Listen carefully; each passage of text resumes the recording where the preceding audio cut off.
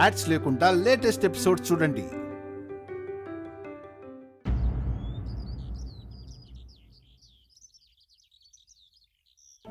ఆ రిపోర్ట్స్ తీసి పెట్టండి, నేను వచ్చి చెక్ చేస్తాను.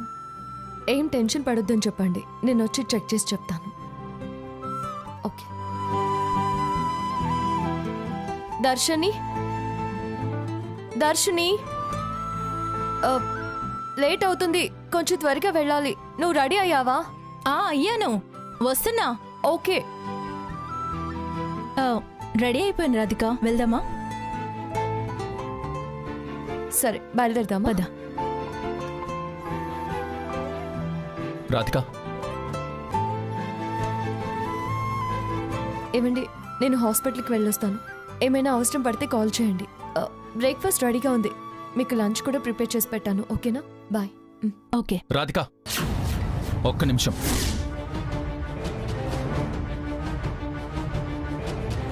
దర్శిని, నువ్వు హాస్పిటల్కి వెళ్ళు, రాధిక తర్వాత వస్తుంది. తొందరేం లేదు కైలాష్, నేను వెయిట్ చేస్తాను. అది కాదు దర్శిని, రాధికతో పర్సనల్గా మాట్లాడాలి. అదే ఒక సొల్యూషన్ ఇస్తానని చెప్పాను కదా, ఆ విషయం గురించి. ఓకే, నేను వెళ్ళొస్తాను. వస్తాను రాధిక. నువ్వెలా రియాక్ట్ అవుతావో నాకు తెలుసు కైలాష్. రాధిక పాపం ఎలా తట్టుకుంటుందో ఏమో.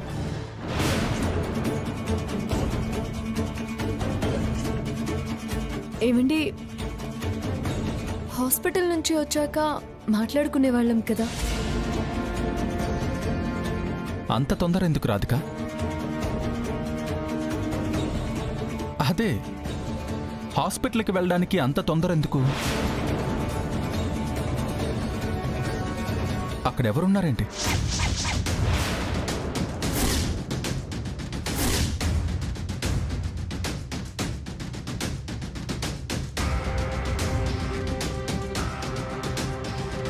ఎవరో ఉన్నారని కాదండి, ఏదైనా ప్రాబ్లం వస్తే మనం ఉండాలి అని. అదే ప్రాబ్లం ఇంట్లోకి వస్తే?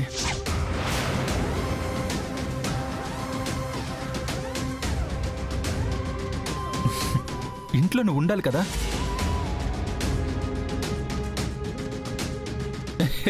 జోక్ చేశాను రాధిక.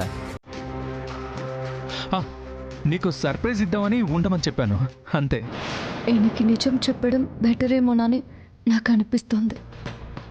లేకపోతే ఏదో కీడు జరుగుతుందన్న ఫీలింగ్ కలుగుతుంది. ఎలాగైనా ఈయనకి నిజం చెప్పేయాలి. ఏమండి, నేను మీకు ఒక ఇంపార్టెంట్ విషయం చెప్పాలి. నేను కూడా నీకు ముఖ్యమైన విషయమే చెప్పాలి. ముందు నేను చెప్తానండి. వద్దు, ముందు నేనే చెప్తాను. అంత ఇంపార్టెంట్ విషయమా?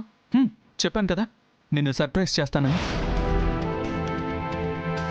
ఓన్లీ నేను చెప్పే విషయం ఎలాగో ఆయన్ని డిసప్పాయింట్ చేస్తుంది. ముందు ఆయన ఏదో సర్ప్రైజ్ ఇస్తాను అంటున్నారు కదా, అదేంటో చూద్దాం. ఓ, ఏంటా సర్ప్రైజ్ అని ఆలోచిస్తున్నావు కదా. ఓకే, నిన్ను ఎక్కువసేపు టెన్షన్ పెట్టనులే.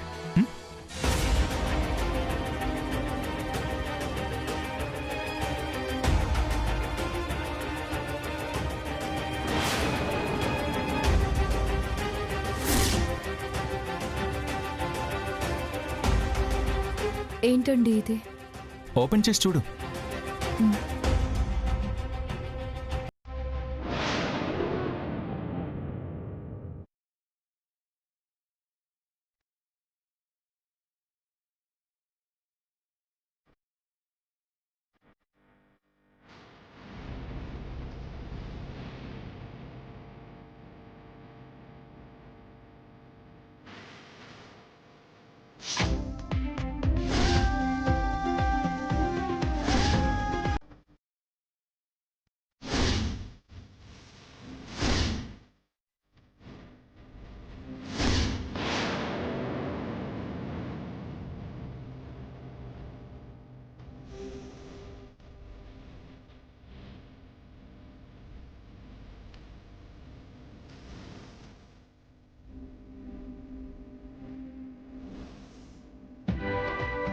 షాక్ అయ్యావా?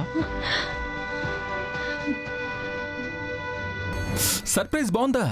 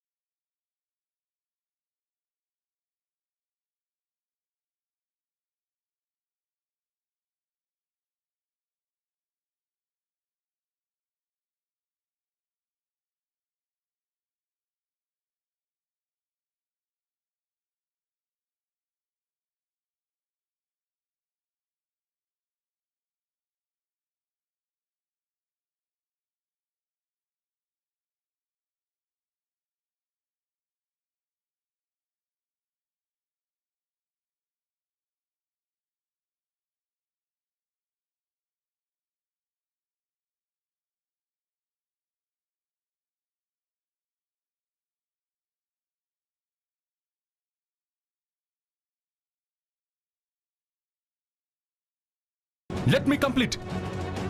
Please.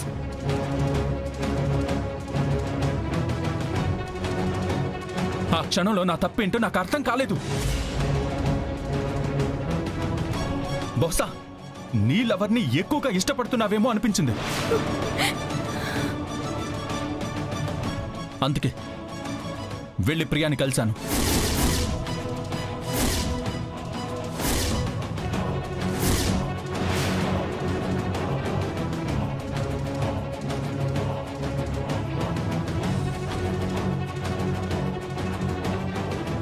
కానీ తనకి కూడా నీ ప్రేమ విషయం తెలియదు అని షాక్ అయ్యాను.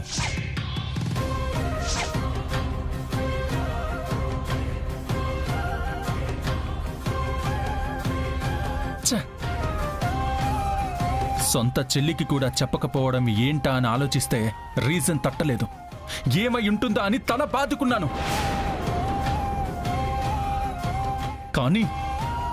కానీ నిన్న హాస్పిటల్లో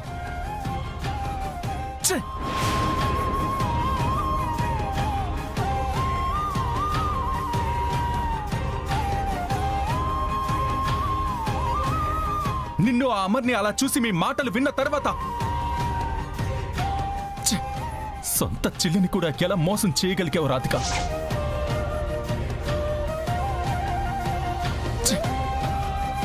అది చెల్లి భర్తతో. మీరిద్దరూ కలిసి నన్ను ప్రియని వెర్రి వాళ్ళని చేసి మీరు మాత్రం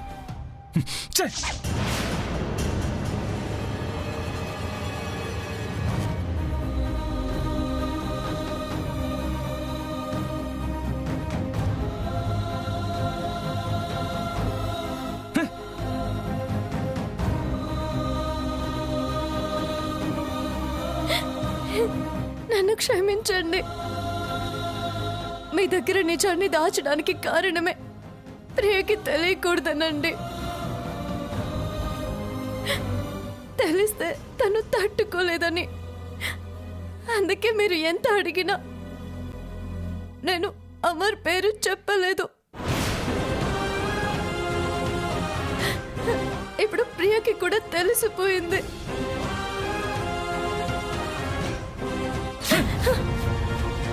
ఎందుకు చెప్పలేదు అని ఆలోచించే సమయం దాటిపోయింది రాధిక.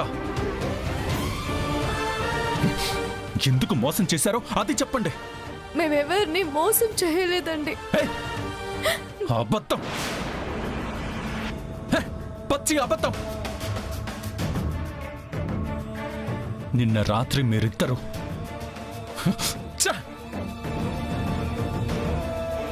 చెప్పడానికి నాకే సిగ్గేస్తుంది. అయినా డిస్కషన్స్ ఇవన్నీ అనవసరం. నేను విడాకులు తీసుకోవాలని డిసైడ్ అయ్యాను.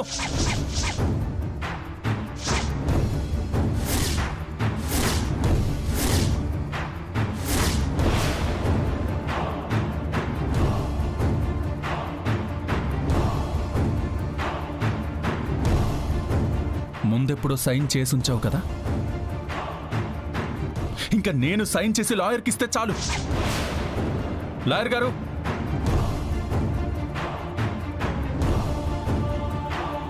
రండి లాయర్ గారు, మీ టైం వేస్ట్ చేయకుండా విషయానికి వస్తాను.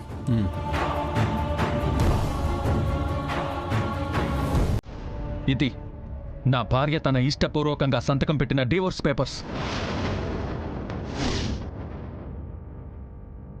నేను సైన్ చేస్తాను, మీరు కోర్టులో అప్లై చేయండి. అలాగే సార్.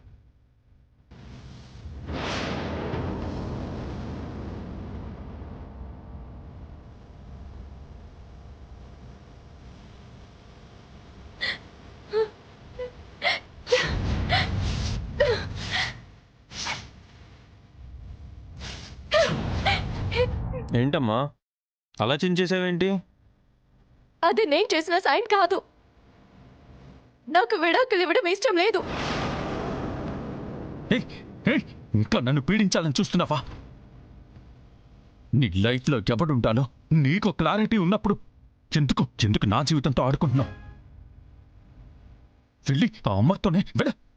కైలాష్ గారు,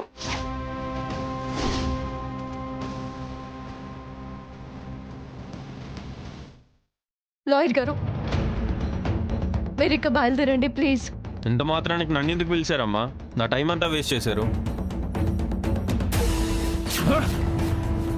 ఏయ్, ఈ రోజు నువ్వు యాక్సెప్ట్ చేయకపోవచ్చు, కానీ ఏదో ఒక రోజు నువ్వే వెళ్ళిపోతావు. నేను వెళ్ళను. చచ్చేదాకా మీతోనే నా నడక. మీరే నా జీవితం, మీరే నా ప్రపంచం.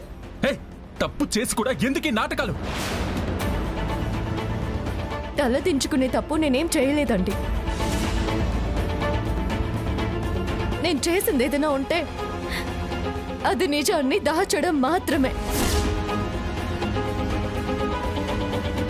అమర్ నేను ప్రేమించుకున్నాం, విడిపోయాం, అంతే. అంతకు మించి మీరు అనుకున్నట్టు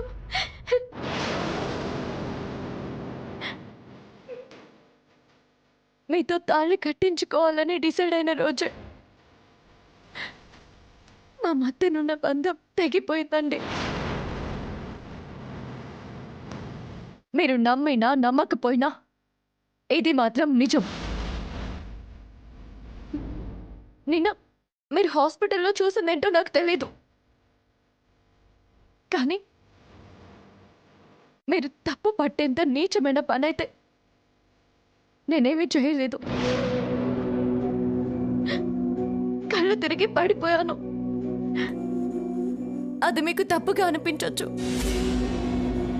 ఎందుకంటే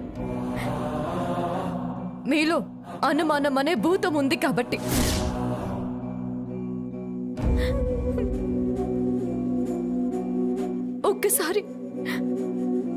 ఒక్కసారి ఆవేశం తగ్గించుకొని ఆలోచించండి ప్లీజ్ అండి. నువ్వెన్ని చెప్పినా వినే ప్రసక్తే లేదు. ఏ రోజుకైనా మనం కలిసి ఉండడం అనేది అసాధ్యం.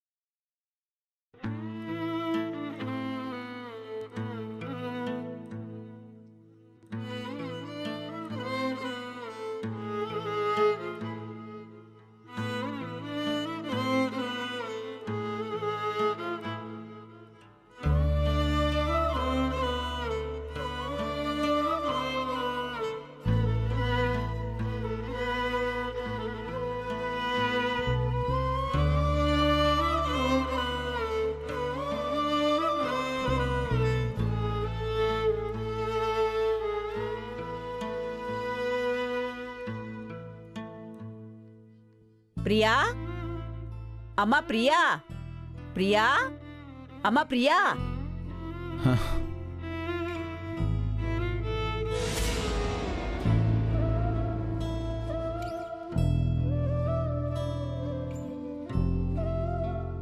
ప్రియా బామ్మ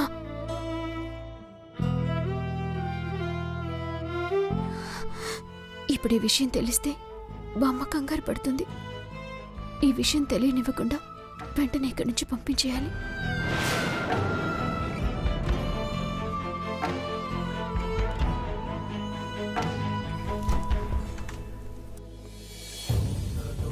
ప్రియా మీరెప్పుడు వచ్చారు శ్రీవారు? రాత్రి ఎమర్జెన్సీ కేసు ఉందని చెప్పి వెళ్ళారు కదా, సర్జరీ అయిపోయిందా? ఏంట్రా మీ మొహాలు అలా ఉన్నాయి? రాత్రంతా నిద్రపోలేదా ఏంటి? ఎక్కడ బామ్మ, నీ మనవడు నిద్ర పట్టనీయకుండా చేశాడు కదా.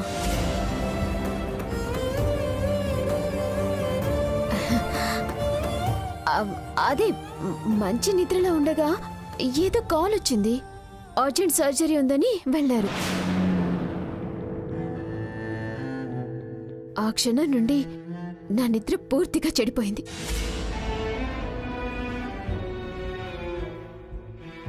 ఏం కేసులో ఏం సర్జరీలో. నిన్న నేను కూడా గుడికెళ్ళొచ్చాను కదా, బాగా అలసిపోయి పడుకుండిపోయానురా. లేచి చూసేసరికి నీవి 2 మిస్ కాల్స్ ఉన్నాయి ఆ ఫోన్లో. మళ్ళీ చేద్దామంటే నువ్వేం బిజీలో ఉంటావోనని ఫోన్ చేయలేదు. అవునే ప్రియా, నిన్న గుడి నుంచి ఏదో పనుందని వెళ్ళావు కదా, ఏమైందా పని? పూర్తయిందా?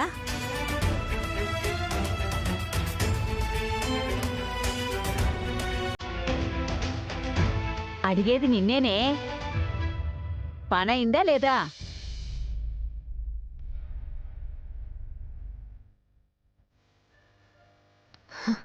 అంతా అయిపోయింది బామ్మ.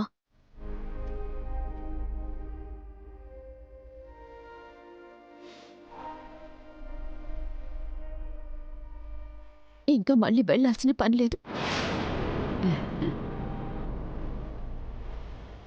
వెతకపోయిన తీగ కాలికి తగిలింది.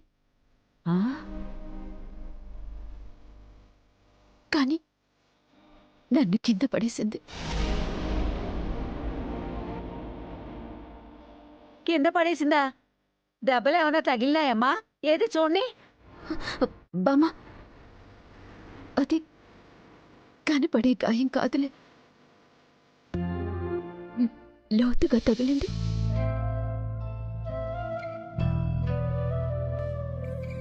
ఆ నొప్పి నాకు మాత్రమే తెలుస్తుంది. అదేం తీగే ఆ పాడు తీగ? ఆ తీగ తెగ నీ కాలికే తగలాలా వచ్చి? అది తెగే తీగ కాదు బామ్మ, జీవితాన్ని తెగ్గోసే తీగ.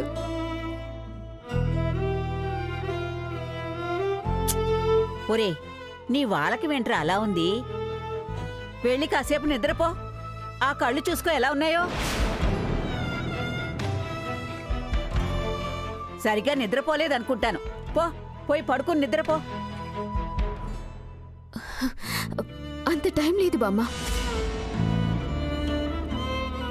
ఆయన నేను అర్జెంటుగా ఒక చోటుకి వెళ్ళాలి.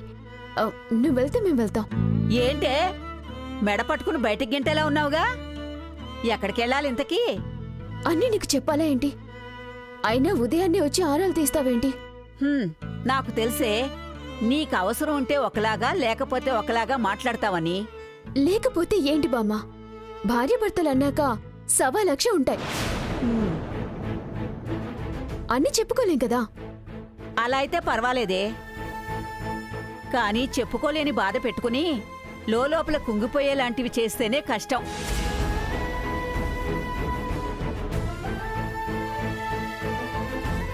అవును, నువ్వు వెళ్ళిన పని ఆయనట్టేనా?